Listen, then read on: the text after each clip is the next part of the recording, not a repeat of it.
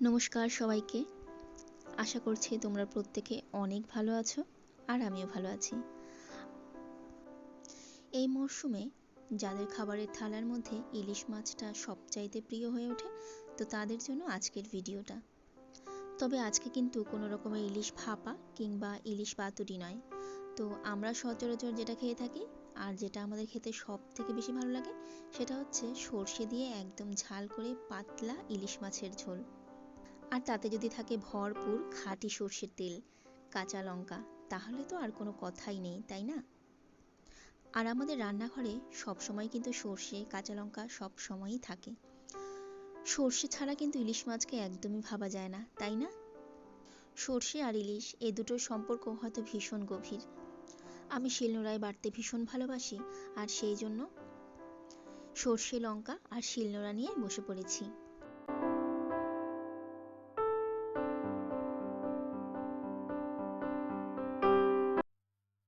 তো সবার আগে আমি কাঁচা লঙ্কাগুলো বেটে নেব, তার কারণ যাতে করে বীজগুলো একটু মিহি হয়ে আসে। কাঁচা লঙ্কাগুলো কিছুটা বেটে নেওয়ার পর এবারে পালা হচ্ছে সর্ষেগুলো বাটার। তো সর্ষে বাটার সময় সামান্য একটু যদি লবণ পরিমাণ মতো দিয়ে দেওয়া যায়, তাহলে বাটতে কিন্তু বেশ সহজ মনে হয়। আর হ্যাঁ, সর্ষেটা যখন বাটবে চেষ্টা করবে 3 থেকে 4 বার এভাবে বেটে নিতে, তাহলে কিন্তু সর্ষের উপরের যে চামড়াগুলো থাকে একদম বেশ সুন্দর মিহি হয়ে বাটা হয়ে আসবে।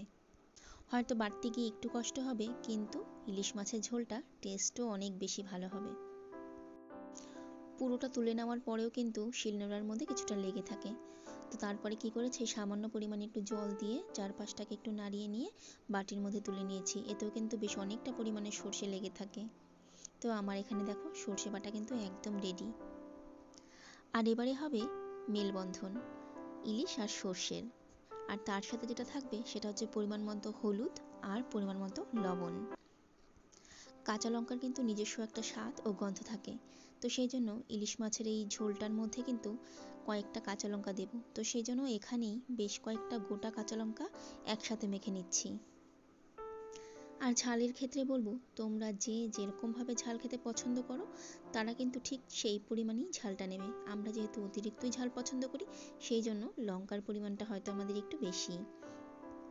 আর সবশেষে থাকলো এই যে একদম খাঁটি সর্ষের তেল, যেটা ছাড়া তো ইলিশকে চিন্তা ভাবনাই করা যায় না।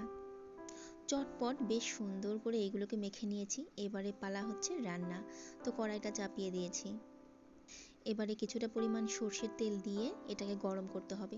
তো যখন কিছুটা সর্ষের তেল গরম হয়ে আসবে, তারপর কড়াইটাকে ধরে একটু নাড়িয়ে নেব, যাতে করে সর্ষের তেলটা কড়াইয়ের গায়ে ভালোভাবে চারিপাশে লেগে যায়। তবে এর ক্ষেত্রে অনেকেই খুন্তিটা ব্যবহার করে, কিন্তু আমি হাত দিয়েই নাড়িয়ে নিই। তো যাই হোক, এখানে আমি ফোড়নে দিয়ে দিয়েছি শুধুমাত্র কালো জিরে, আর কিছু না। এবারে সমস্ত মেখে রাখা ইলিশ মাছগুলোকে একে একে কড়াইয়ের মধ্যে ঢেলে দেব। আর আমার থালাটার গায়ে যে সমস্ত সর্ষেগুলো লেগেছিল, সামান্য পরিমাণ জল দিয়েছিলাম থালায়, দিয়ে সেই জলটাও আমি কড়াইয়ের মধ্যে ঢেলে দিয়েছিলাম। এবারে সামান্য একটু নাড়াচাড়া করে নিয়ে তারপর ঢেকে দেব।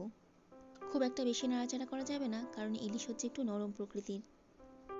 হালকা আছে 2 থেকে 3 মিনিট বাদে আমি ঢাকনাটা খুলেছি, আর দেখো আমার সর্ষেগুলো কিন্তু তেল ছেড়ে দিয়েছে। তো এগুলোকে না একবার শুধু আমি একটু উল্টে দেব, যাতে করে সর্ষেগুলো বেশ সুন্দর একটু লালচে হয়ে আসে।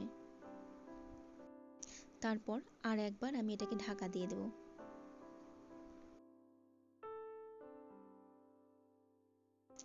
এবারও ঠিক 2 থেকে 3 মিনিট বাদে আমি ঢাকনা খুলেছি, আর তারপর এখানে বেশ কিছু পরিমাণে জল ঢেলে দেব।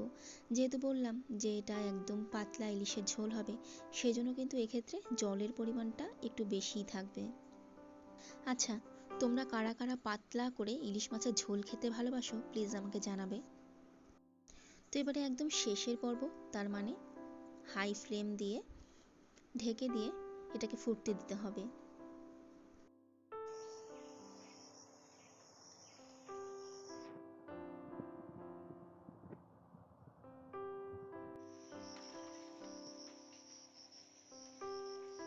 তো চলো, আমার কিন্তু ইলিশ মাছের ঝোল একদম রেডি।